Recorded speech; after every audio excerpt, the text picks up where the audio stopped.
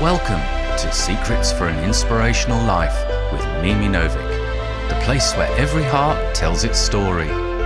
Whether it's inspiration, courage or hope you need, you've come to the right place. Sit back and enjoy the journey with us. Subscribe below to be sure you don't miss future episodes.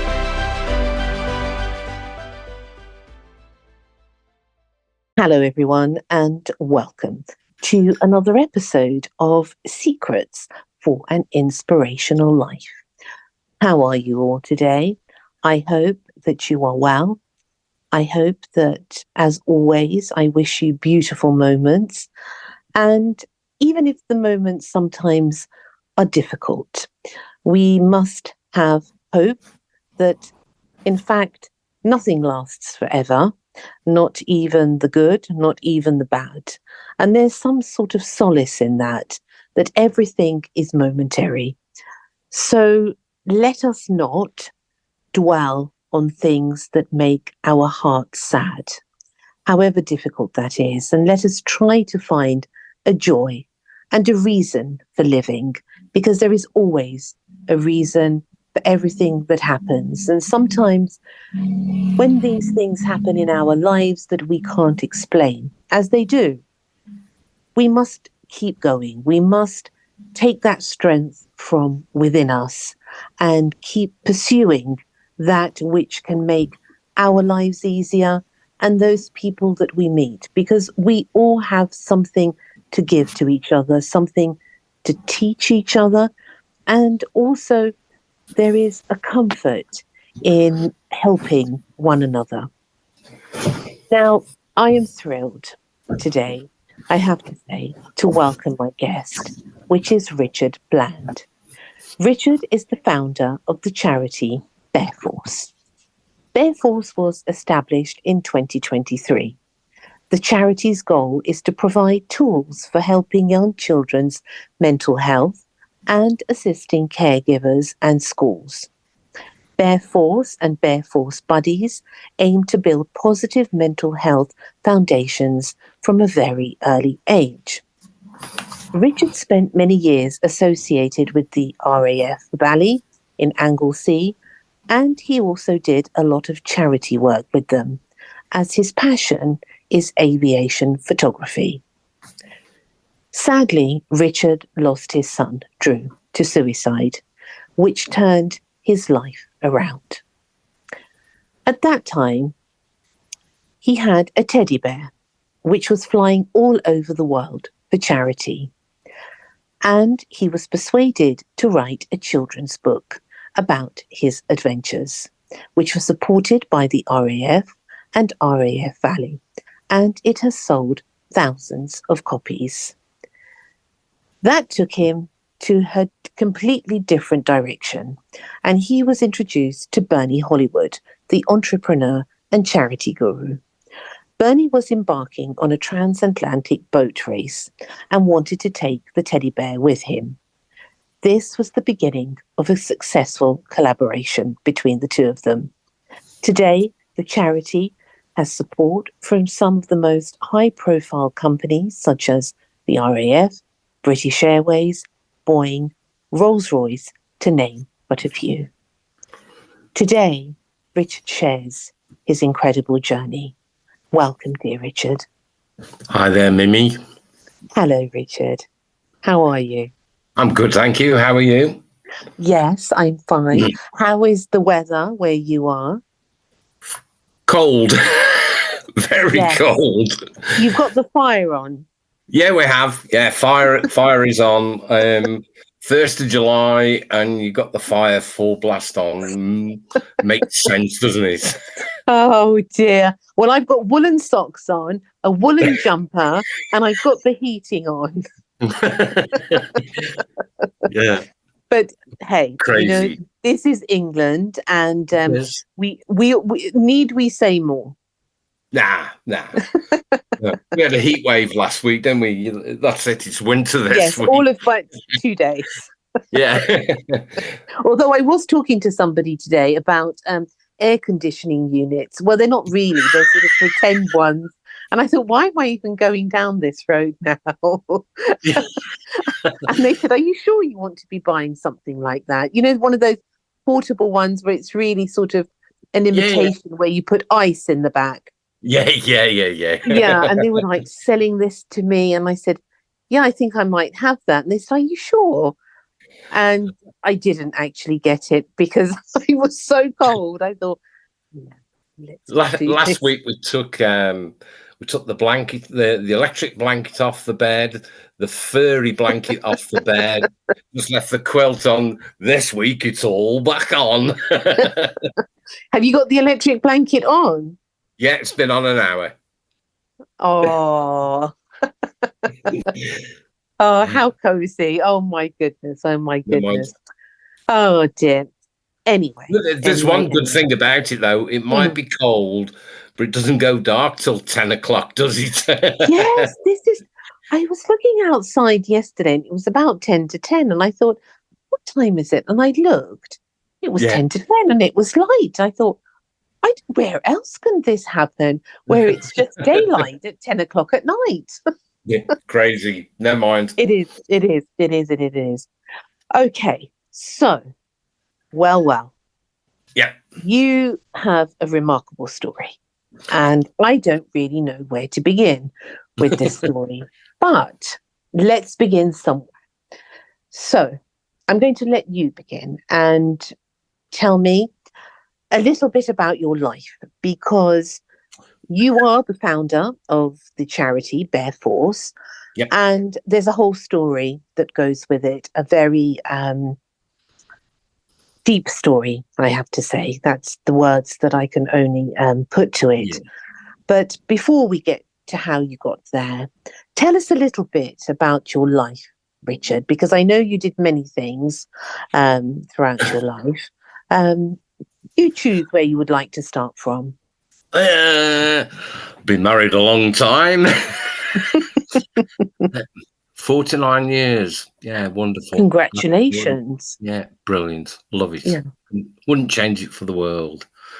What a beautiful thing to hear. Yeah, wouldn't change it for the world. We had a very successful business. Life was good. Holidays were good. Cars were good. Money was good. Till the banking crisis hit and we lost the whole lot overnight. Lost an awful lot of money. Had to get rid of an awful lot of people. And we struggled for quite a few months after that. And we think, well, we know that was part and parcel of Drew's downfall, if you like. His marriage fell apart. I won't say there was a lot of problems with the in-laws, but it didn't help. The in-laws blamed me for what had gone on with the business. But when you're the sole supplier to the likes of the Halifax, Lloyd's, TSB, NatWest, and they stop spending money overnight, there's not a lot you can do about it. Was that in 2008, Richard? Yep. Yes, that was that crisis. And just so that the listeners out there understand, what was it that you were what was your profession at the time? We were the heavy safes and security for the banks throughout the country, nationwide. I had the lot, got it all boxed off completely because I was considered one of the most professional, health, safety conscious company in the country, and we did the lot. We did absolutely everything for the Halifax, absolutely everything for Lloyd's, TSB, NatWest, and it was good. It was more than good. To say we had some fantastic holidays out of it and things like that. Yeah. How long did you do that for? 25 years. Okay, for a fair amount of time. Yeah, 25 years. Built the business up, well respected throughout the country. Couldn't do anything wrong, I suppose. Is that big-headed? No. Not at all. I think We were good. sometimes Lady Luck does that. Yeah, we were good, but yeah, all of a sudden, overnight, it was like somebody turned the light switch off, and the whole lot went lock, stock, and barrel. And yeah, like I say, I had to get rid of a load of guys, load of guys and girls throughout the country, and we shut up shop. And the rest Was is it a family history. business? Did your Yeah. son or your sons, did they work for you? All three of them work for us. Yeah. Oh, all of them. Okay. Peter, Philly, and Andrew, Sue, and as far as we were concerned, everybody that worked for us were part of the family as well, because we treated them like that. We treated them as though they were part of the family. Enough said about that. Okay, so that ended in 2008, that chapter of your life. Yeah. And then things changed dramatically. Yeah. We try to change things, try to do things different, try to rekindle what was going on. A couple of years, nothing changed. You use all your spare money to try and keep them being paid, and it didn't work. And poor old Drewy couldn't see a way out of it. His marriage fell apart, and he killed himself. Yeah. How old was he? 31. Yeah, 31. Married with a young son, Jack, 6. Poor old Jack found him with his wife. Oh dear. Yeah.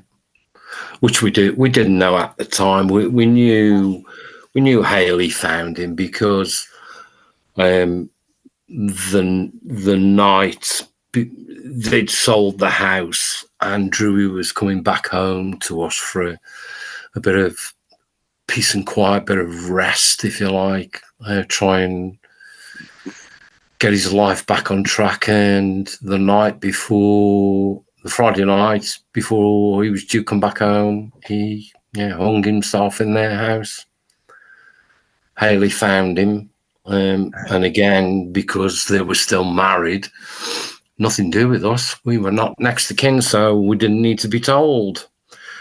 We didn't need a phone call. We didn't need anything. But Haley, when the police turned up, said, "You better go and tell Andrew's mum and dad." And we had a knock at the door at 10:30 on a Friday night. Friday nights will never be the same again. 10:30 on Friday night, your world changes. I'm so sorry.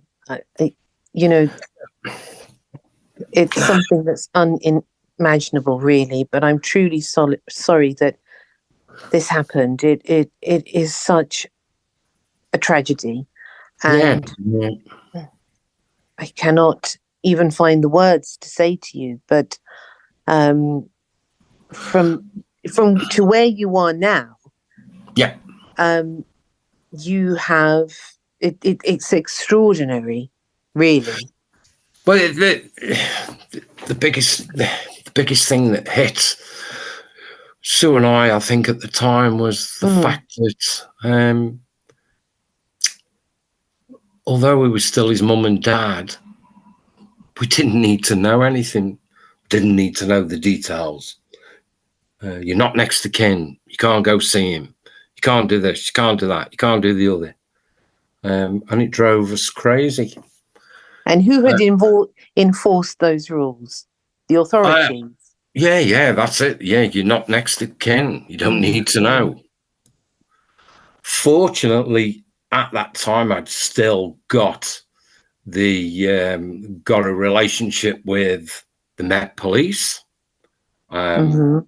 and my close friend Fritzy, he was on duty in the middle of London, and I phoned him up and told him what had gone on. I said, "We just don't know what to do next. What can we do?"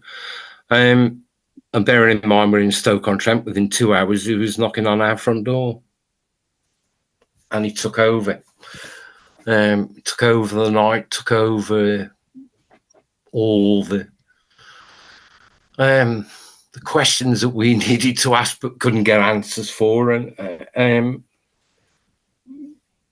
he was there for us, and he stayed with us all night. There was no point. There was no point us going to see Andrew because we were told it wasn't a pretty sight. But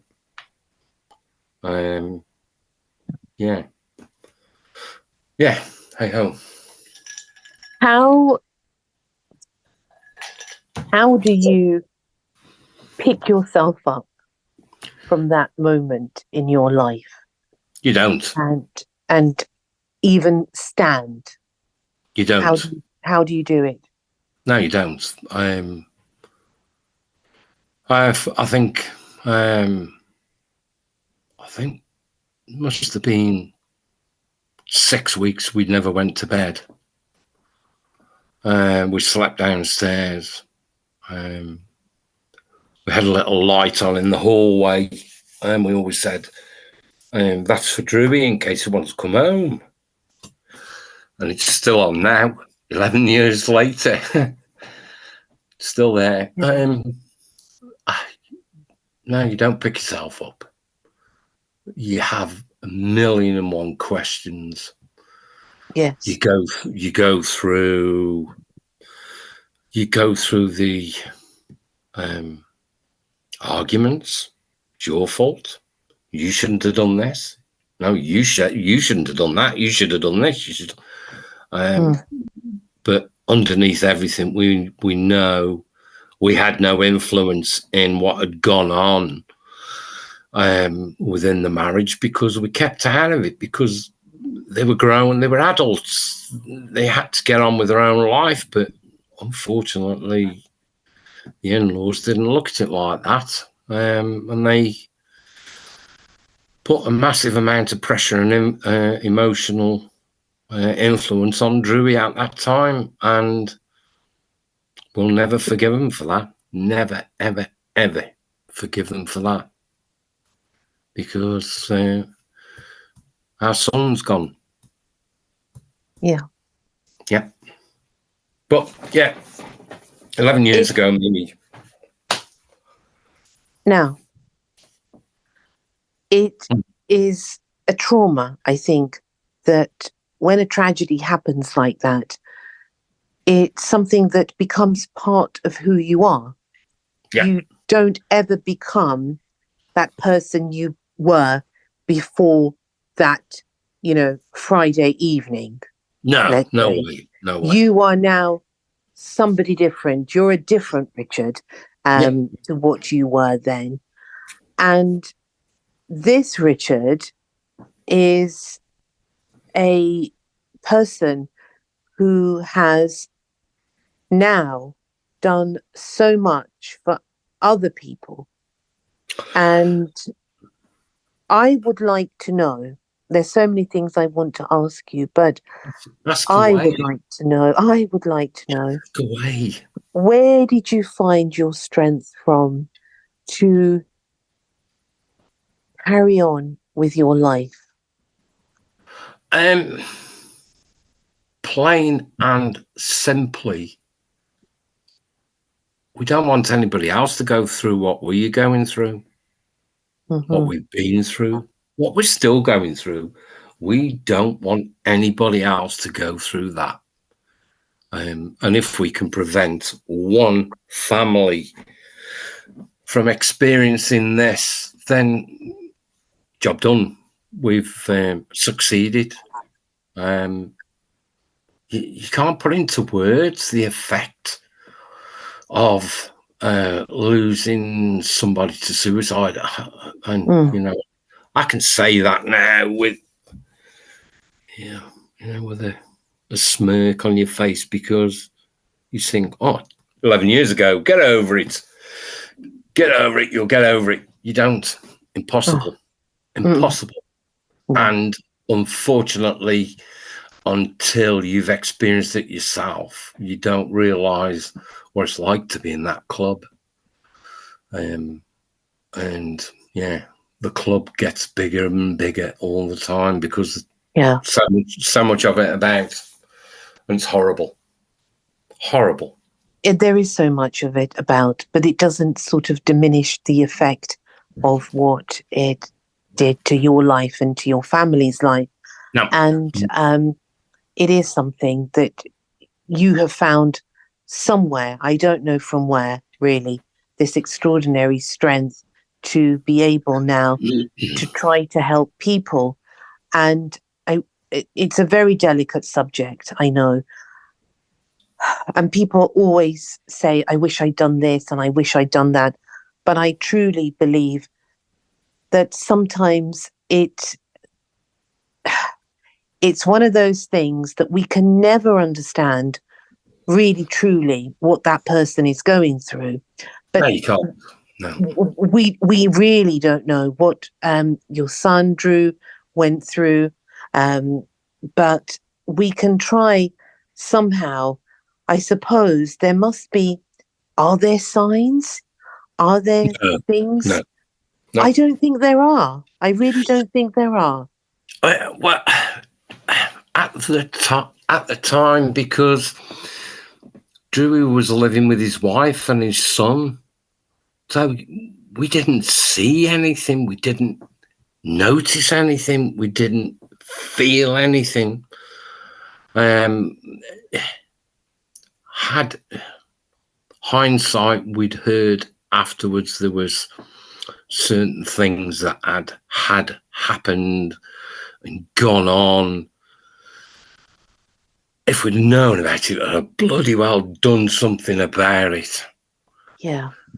Because they were signs and we didn't know about it. We were not told about it till afterwards. And oh my God, if the inquest. No, unbelievable. Yeah, unbelievable. And it's something, as human beings, we always try to find the reasons for things. And sometimes we can torture ourselves in trying to find out why something happened, how something, could we have done something? And sometimes, Richard, we just can't. And it's in that we somehow try to find this peace that actually, I don't think sometimes we can do anything. No, you can't. But I tell you what gives you comfort, Mimi. There are numerous occasions in the last 11 years where the pair of us, Sue and I, have been rock bottom, if you like, and a feather will appear, blows in the house. Yeah. And you think, it's Drewy. What's he want? Or there's a creaking upstairs, or a light turns on. And you think, yeah, okay, understand now. You're here. Yeah. You're here. The little light in the hall is on the minute we come home from work till the minute we go back to work in the morning. It's on all night. Yeah. Just in case Drewy wants to come home. Yes. Yeah. But love never dies. This is what I found. Yeah. There are ways that those that we love communicate with us. They're on a far, depending on whatever your belief is, but I do believe that they are on a higher plane of existence somehow, that they're able to do that now. And when you see these signs such as feathers or the door, moving or something creaking or whatever it is, and you think, yes. Yeah. I stood, I was filling the car up with petrol a few months after Druid died. And I swear to God, somebody said, "Hey up, Pops, you all right?" And I looked around, there was nobody there. Yeah. There's nobody there. Yeah. But this is something that is not explainable in words to people, but people who have lost people, and we have all lost people we love. We know for sure that you can hear their cough, or you can hear something ludicrous, like someone oh, hold on, and suddenly, or you can smell a perfume, and suddenly, do you have that? And you're reminded of that person. Yeah. I used to hate a certain aftershave. I won't say which one it was. Drew used to have, and I think, oh my God, you smell like a ponce. Get rid of it. But I love it. I love it now. I love it. When you're walking around, you can walk around the shop one day and you go, "Drewy, where are you? What are you doing?" Yeah. Yeah. Oh, Never mind. And I'm sure that he's wherever he is. We don't know where they've gone, but wherever he is, I'm sure that he's looking down now and smiling even about this story about the aftershave, because there is something. I don't know. It's such a deep connection in the soul, and especially because he was your son, and you can't separate that. There's something about a blood connection that you will always feel him. It was my little baby. Yeah. Anyway, come on. Okay. Okay. So let us move on. Yeah. Tell us how you have done a lot of charity work. Okay. Yeah. So you've done a lot of charity work, and then you have a teddy bear that's flying all over the world. Yeah. And then you meet someone called Bernie Hollywood. Yeah. Is that his real name? Yeah. Bernie Hollywood, entrepreneur. Right. If you look at him, Google him, he's raised £42 million in 20 years. He's got the world record for so many marathons running across here, doing this. Yeah, never heard of him before. But just after COVID, on Twitter, or X if you want to call it, he got in touch with me and he said, "Oh, I love what you're doing, Richard. I think it's absolutely fantastic. Can we have a conversation?" So, I had a conversation and he said to me, "I'm going to do a transatlantic boat race solo." And I said, "Yeah. And I want to take your teddy bear." I went, "Yeah. What's in it for me? You'll get publicity out of it." Yeah. And I thought, this guy's lost the plot. I never heard of anybody wanting to do a 70-day or a 70-day solo transatlantic boat race till I Googled it and looked. And it happens every year. And I met him and he said, "I'm doing it. I'm going to, I've got the boat. I went to see his boat in Chester, the Boat of Hope, and I'm doing it for children and young adults, mental health and suicide awareness. And you fit right into what we're doing. Can I take your bear?" And I said, "Yeah, okay. Yeah."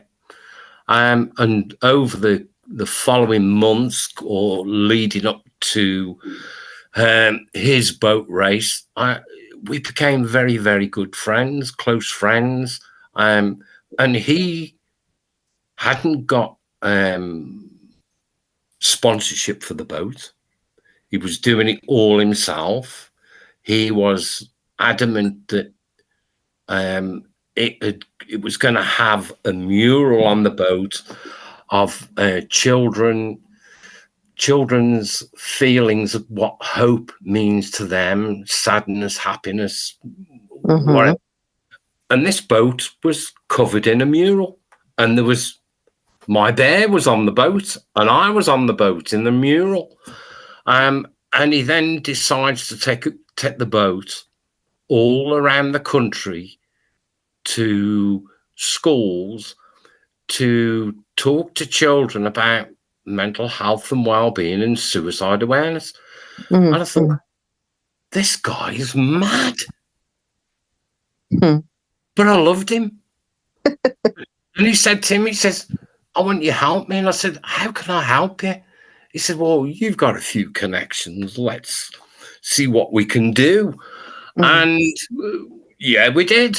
And he launched the Boat of Hope campaign down at what is now MOD Lynham in Wiltshire, which is a massive army base, but it's still got a runway. And for 30 days and 30 nights, he was pushing, blowing this boat up and down the runway to represent all the young adults that had been lost to suicide in the previous 12 months. And my goodness. I couldn't believe it. Yeah. So we joined in. We had a few things done with a few mates from the Air Force, and we had Wing Commander A.B. Bear delivered to Bernie down there one morning by Chinook helicopter. And then Bernie put a strap on his back and pulled this boat up and down the runway for 30 days and 30 nights. And it represented all the children and young adults and young girls, whatever, that had been lost to suicide in the previous 12 months. And he asked me to go down on what was then Drew's anniversary and pull the boat for Drew, which I did. I thought, God, this is fantastic. Oh, my goodness. Imagine that. Yeah. And then he took the boat on a trailer, because he lives in Chester. He put the trailer on the back of his Land Rover and drove it all around the country and gave presentations to schools about children's mental health and well-being, suicide awareness, talk about your problems. And he said to me, you need to be a charity. You need to get yourself sorted. You need to get recognition for what you're doing. And I said, well, when you've done your row, then we'll think about it. We'll talk about it. So off he set on his boat, on his own, with a bear, with a teddy bear. And on his own? On his own, solo. Oh, my God. And where did he go? From La Gomera in Tenerife. Yes. Across to Antigua. Oh, my God. 3,200 miles. And he'd got food and provisions for 80 days maximum. Yeah. What an amazing person. 80 days maximum. On the 90th day, he ran out of food. Oh, because the weather was that bad. It pushed him that far south. He was going to end up in the Bahamas or somewhere, and they had to do an emergency food drop for him. And it took him 109 days to get to land. And he's got the world record now for taking the longest to cross the Atlantic. And he did that all on his own? All on his own, And I have to say, we got no contact with him. He run out of money to fund the telephone halfway across, so it was a bare minimum amount of contact throughout the night that I was getting in touch with his partner, and she was telling me what he was doing, and Bernie was passaging messages back to me. But every day he read on the boat, he had a letter from, I think it was 70 school children throughout the country that had written him a letter, and he sat and read it every day, a letter every day, and he got AB Bear with him, and the videos are hilarious. But he, towards the end, they got a bit emotional because he knew he was in a sticky wicket, especially when the boat capsized 3 times.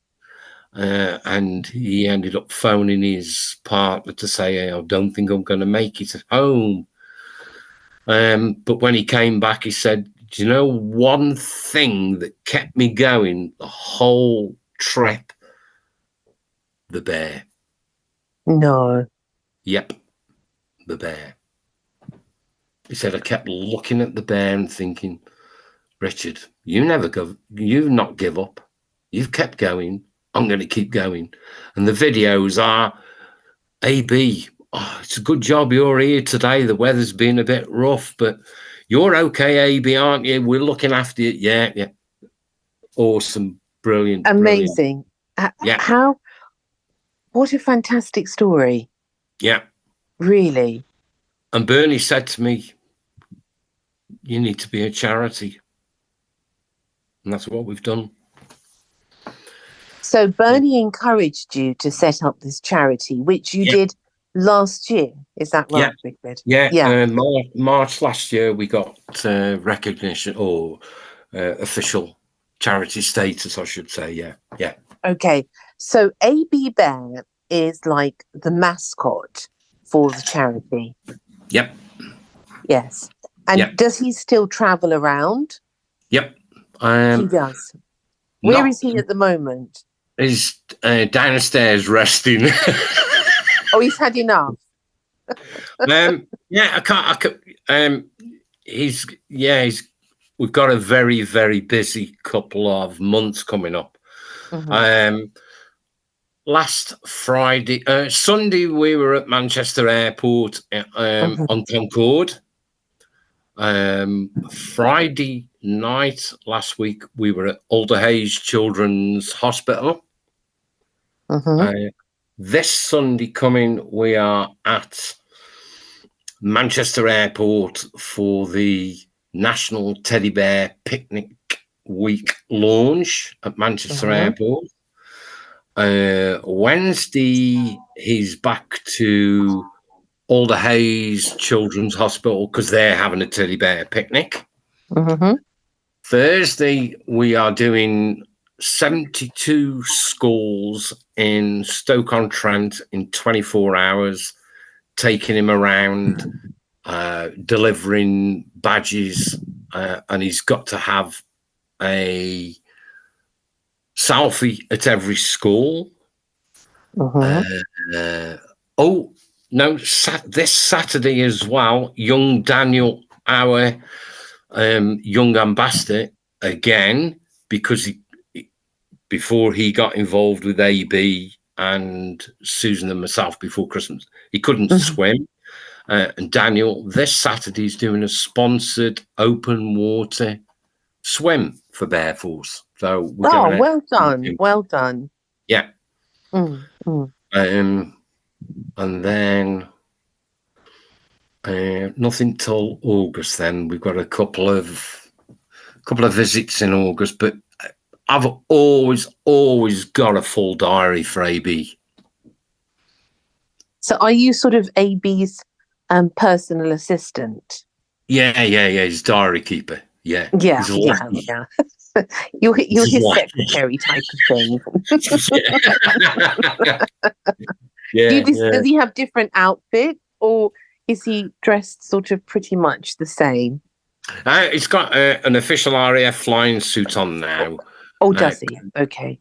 covered in all the different badges from all the different squadrons and air forces that he's flown with. But we need to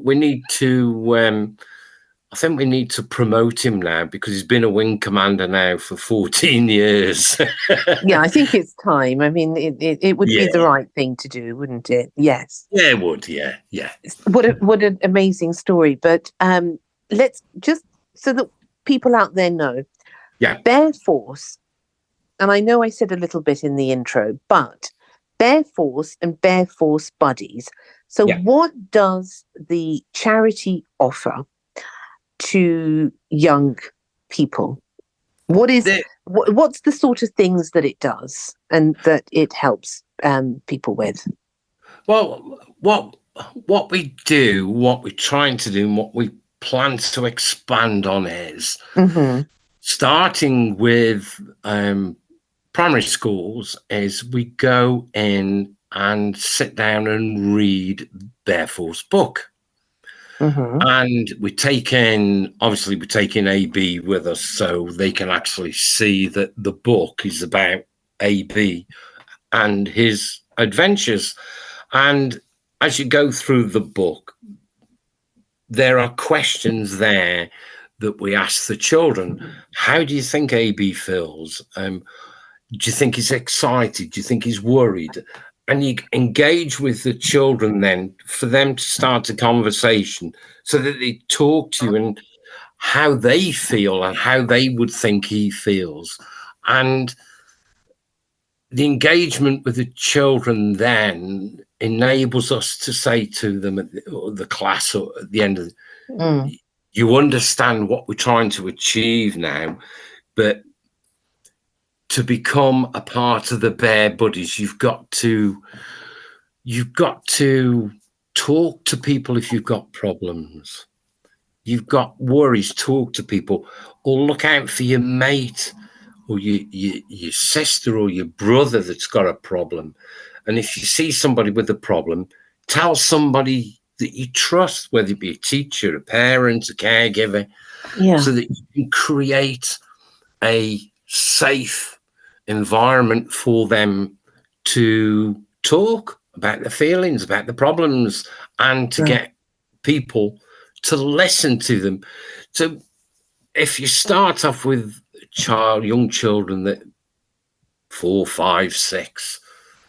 Is that the beginning age, Richard? 4? Yeah. Mm-hmm. And until what age does it go Well, up until?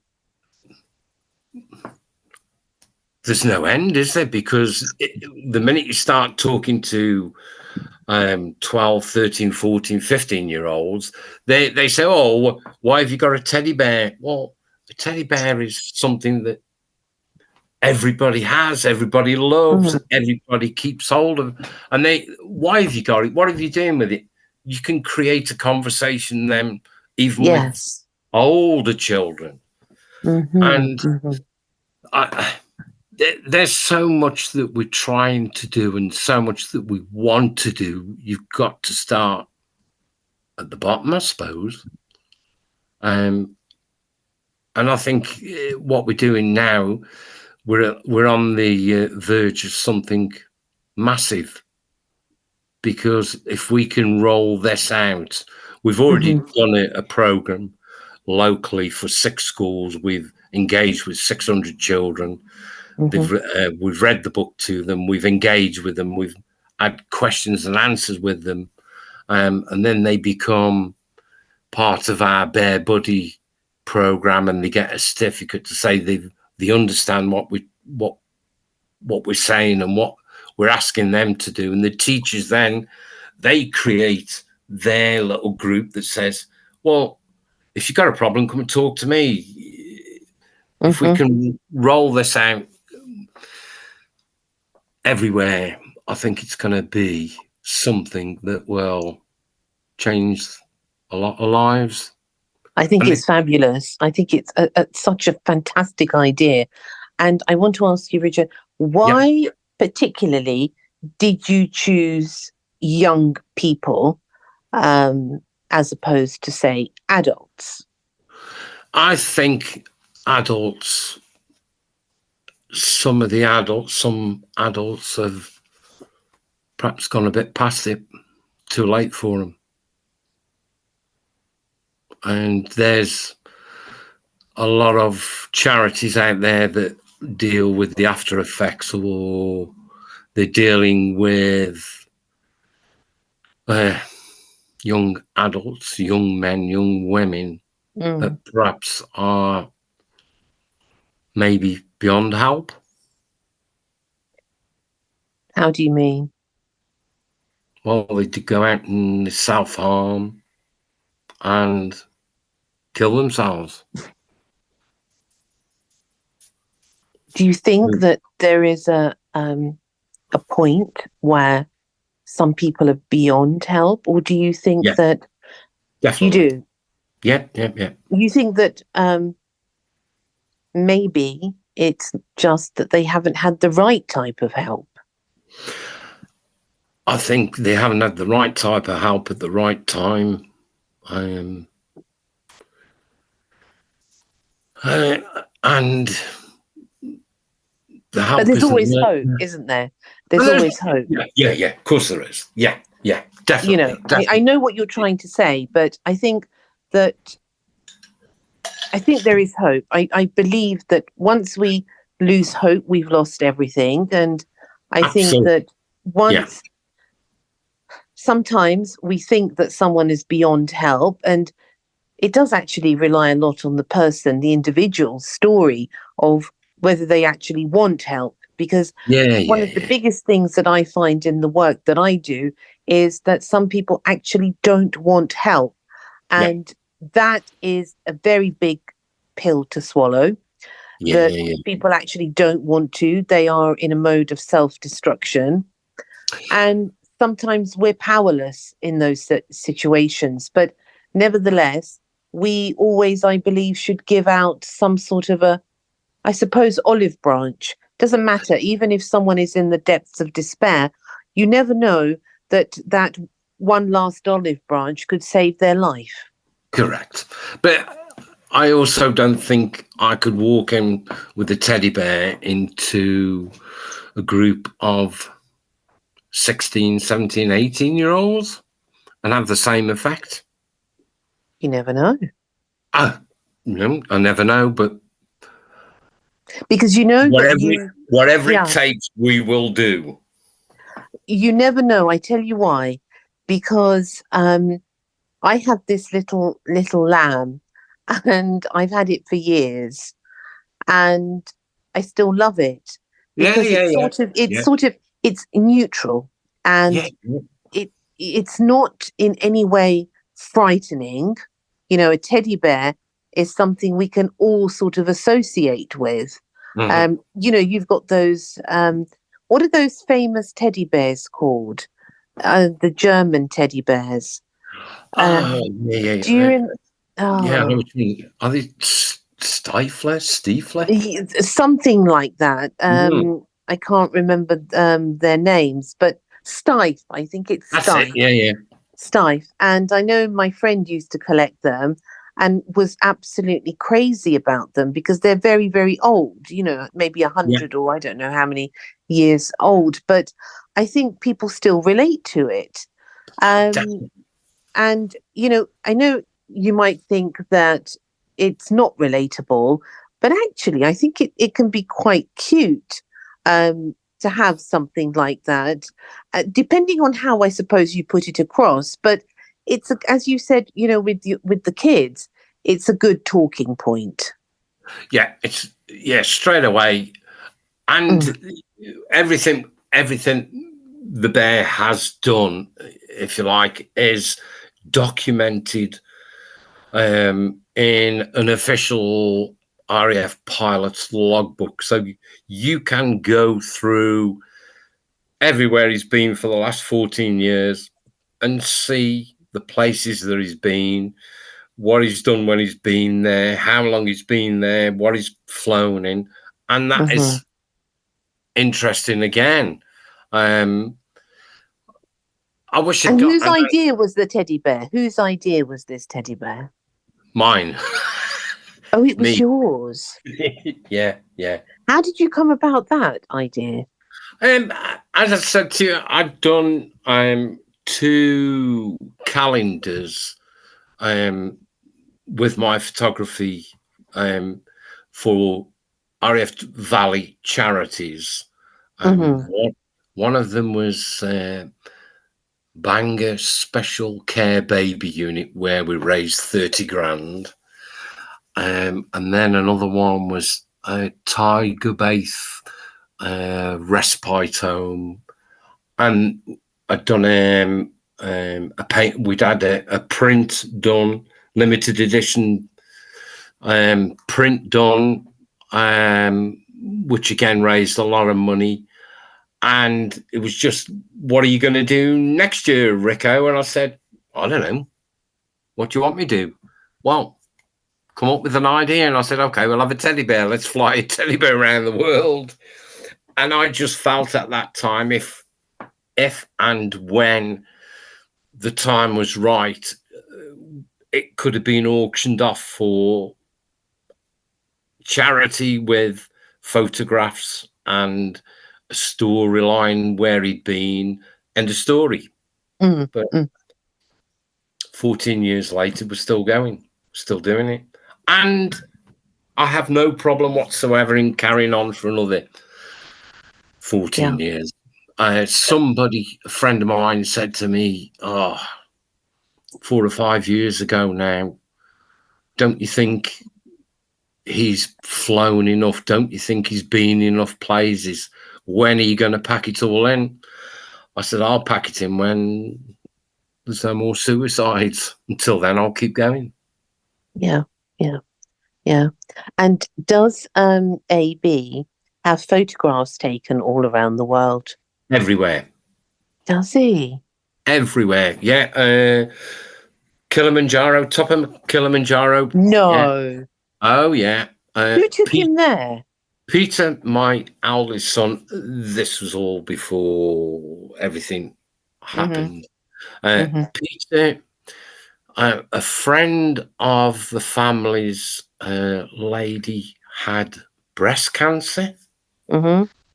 And Peter said, that's it. I'm going to do a charity fundraising for breast cancer.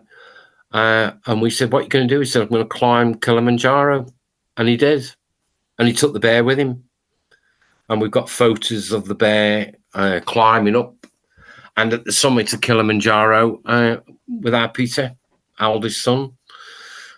Got them. Where else? And does AB send messages while he's on his trips?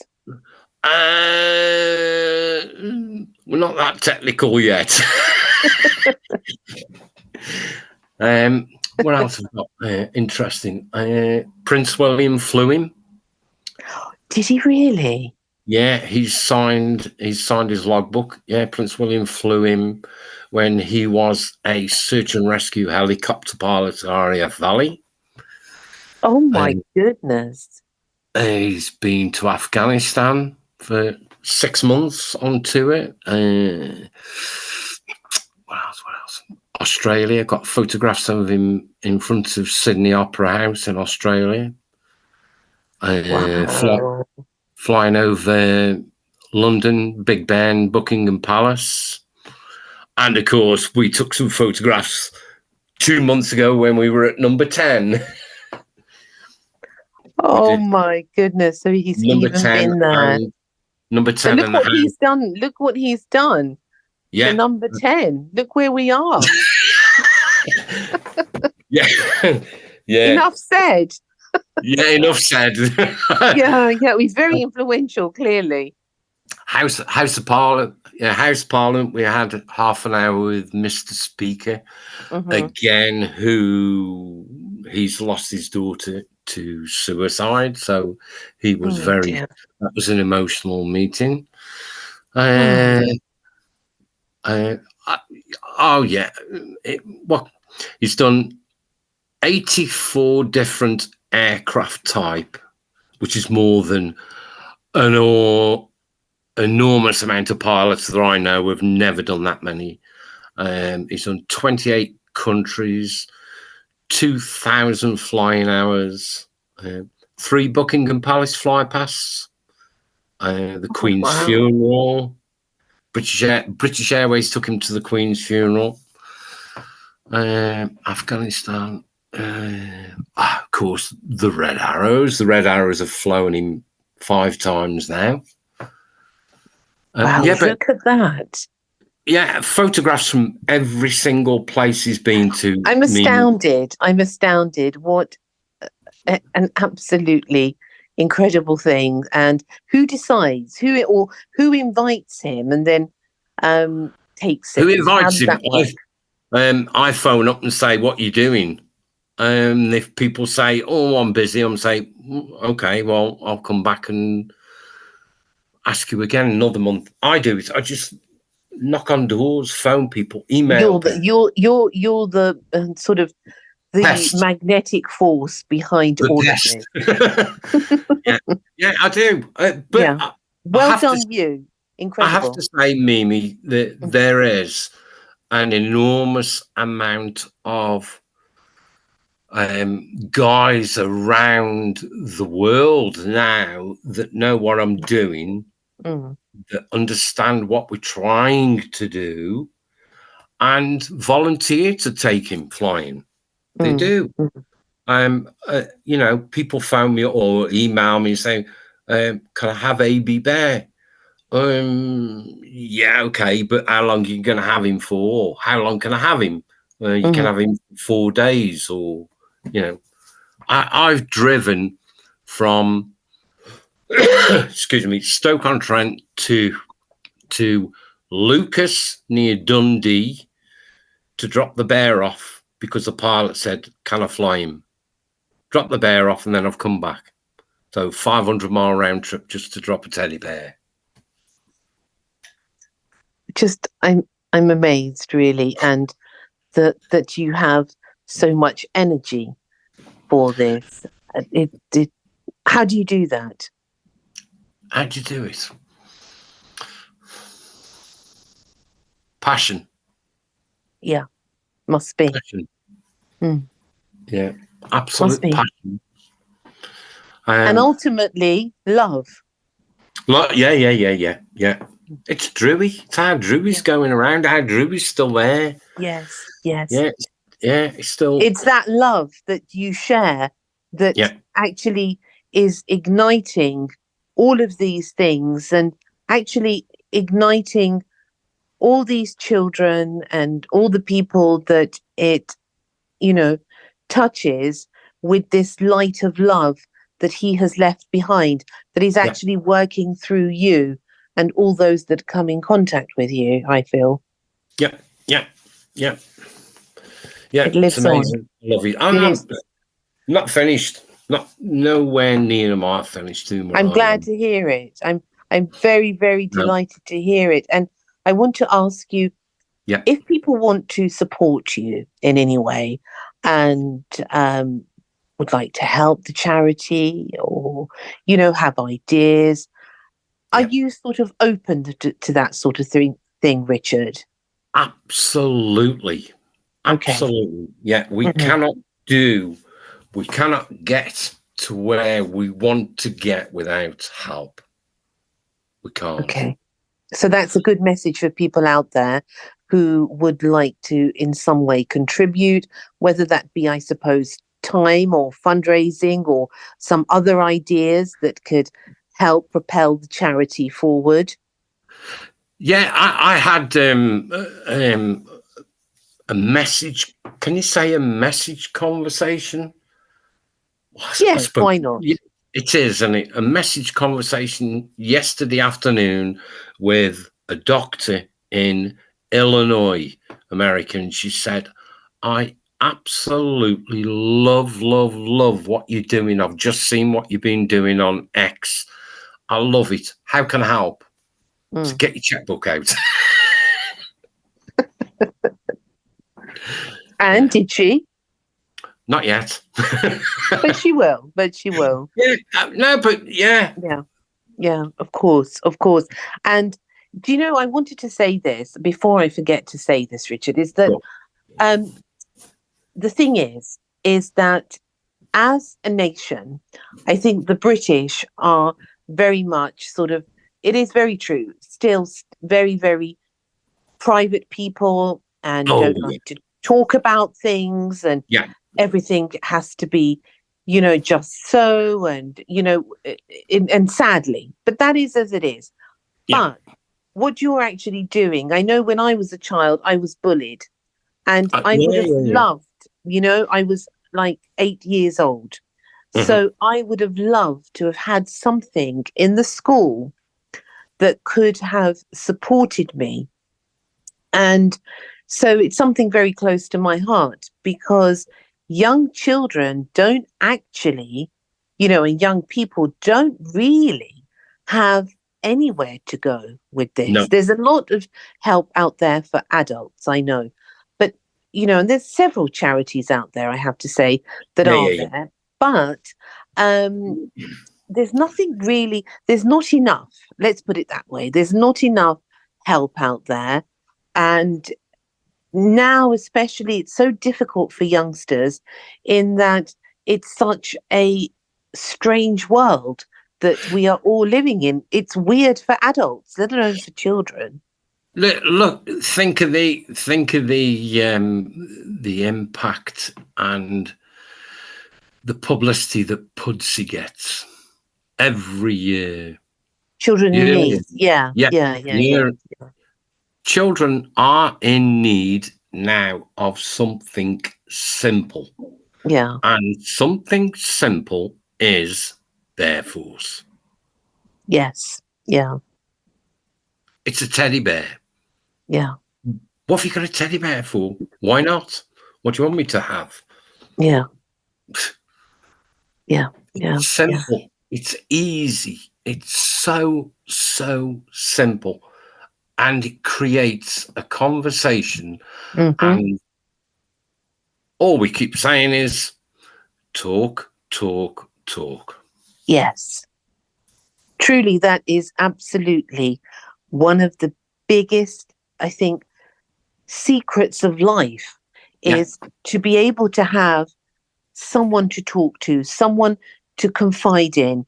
As soon as it really is true, as soon as you shared something with somebody, a problem, it actually eases that burden. Yeah. Yeah.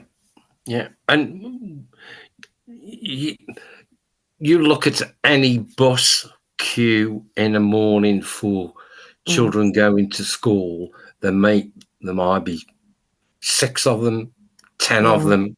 What are they doing? Looking at the phones, yeah, playing with the phones. yeah, it's true. It's true. And I Put look them at down and people. talk. Put Yeah, the bloody thing down. I have yeah, to say, it's one of my, I don't know about you, but it's one of my pet hates yeah, that when I'm with somebody, put the phone away. I yeah. want to talk to you. I want to look at your eyes. I want to, you know, engage in conversation. Look at me. And that's not being sort of, you know, oh, look at me because, I'm so wonderful. No, but come No, on. We're never going to get this moment in life again. you you cannot in any way, shape, or form with whatever emojis you want to use on a Yeah. phone, in a text, Hmm. in an email. You cannot portray emotion. True. You cannot see emotion. Yeah. You cannot Yeah. see reaction. Mm, mm, mm, mm. It's true. And you and I talking now, Yeah, it you can never replace that. It's so valuable. yeah, yeah. It is. Yeah, it is.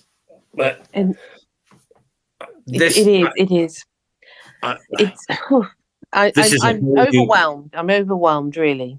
This is a whole new world to me, Mimi. It's like the I do interviews for BBC Radio Stoke regularly because they keep saying to me, "We need an update. What are you doing now? Where are you going now? We can't keep up with you." And I sit down and I'll write a script down. I think, well, yeah, okay, I'm doing this. It goes out the window because a script doesn't have emotion. I never know what I'm going to say until I say it. And I think, well, I don't know what I'm going to say. People say, come and talk to us. And I say to them, about what? And they said, whatever you want to talk about. And then they said, what are you going to talk about on the day? I said, I don't know. What do you want me to talk about? Whatever you want. Yeah. So you're just going to have to get what you get. Yeah. Yep. Brilliant. I am really honoured, really, truly, that you joined me tonight, Richard, and shared your story. And, I really am in awe at everything that you have done with your charity, with what you continue to do. I am so grateful, really. It's a long story. It's a big story. It's a big emotional story. It's a big emotional episode in our life. It changed our life. It'll never, ever, ever be the same again. But hey, Drew is still around. He's flying around. The love lives eternally. Yeah, it does. This is the point, that everything that goes on in our lives, it doesn't matter what it is that's going on. The point is that that love that we feel for all those people that we love, our friends, our partners, our children, whatever it is, that love is what is the most precious thing. And I'm hearing you tonight, and I can feel that love. And that is why you are successful in what you do, because it is not only that passion, it is real love that is propelling you, that's inspiring you and helping you to save other people. And that's all we're trying to do. Yeah. And come back again and tell us what you've been up to. I'm going to sound like the BBC now. Come back again. And, tell us what you're doing and where AB has been and what has happened over the summer. I would love to have you back again. Yeah, well, there's loads and loads of plans still in place. This Sunday I'm really, really looking forward to this Sunday. I'm excited about this weekend. First big major event that we've got going on, and we've had massive support, I'm going to say, from the runway visitor park at Manchester Airport. Becky has been fantastic. Love her to bits. And well done, Becky. I hope we get 1,000 children on Sunday morning turn up with 1,000 teddy bears, and we all have a bloody big party and a laugh and a joke and a sing along. I really hope you do. Are you going to put this on the website? Yep, we are. Yeah. So for people who want to find out more, Richard, and want to be in contact with you, what's the website address, and how can they get hold of you? The website address is www.bearforce.org.uk. And my email address is on there. I'm on X as HQ Bear Force Boss. No. Yeah. That's rather fancy. Okay. I got told off by Puppy for saying I was Richard Bland. I should be more than that, so I changed it. Oh, well done, Poppy. We'll be having words with him. Yeah. It probably won't waffle on as long as I've waffled on, but Oh, no, you're not waffling at all. You have been remarkable, and thank you for that. So people can actually contact you through the website. Is that correct? Yeah. Okay. All right. Thank you again, and Mimi. I wish you a wonderful weekend. I hope that you get all the things that you love and that you deserve. And really, truly from my heart, I sincerely wish you all the best in your journey. Thank you very much. And I'm going to go and have another whiskey. I'm going to go and have, I'm not going to say which brand it is. I'm going to have a sparkling mineral water. And put the heating back on. Yes, and put the flipping heating back on. Take care, Richard. Thanks, Mimi. Thank you very All right, much. take care. Bye. Bye. Bye. Richard Bland. An episode that shows really that always ask for help. Don't be shy. Don't be afraid. Have the courage to ask for what you need. And there is always somebody out there who will listen and who can help. Have courage and always, always have hope. Until next time, take care of yourselves, love each other, and enjoy every single moment. Lots of love. Thank you for listening to Secrets for an Inspirational Life, brought to you by your host, Mimi Novic. Please remember to subscribe to the podcast, and see you in the next episode. For more information about Mimi Novic and her books, music, and inspirational work, take a look at her website, www.miminovic.co.uk.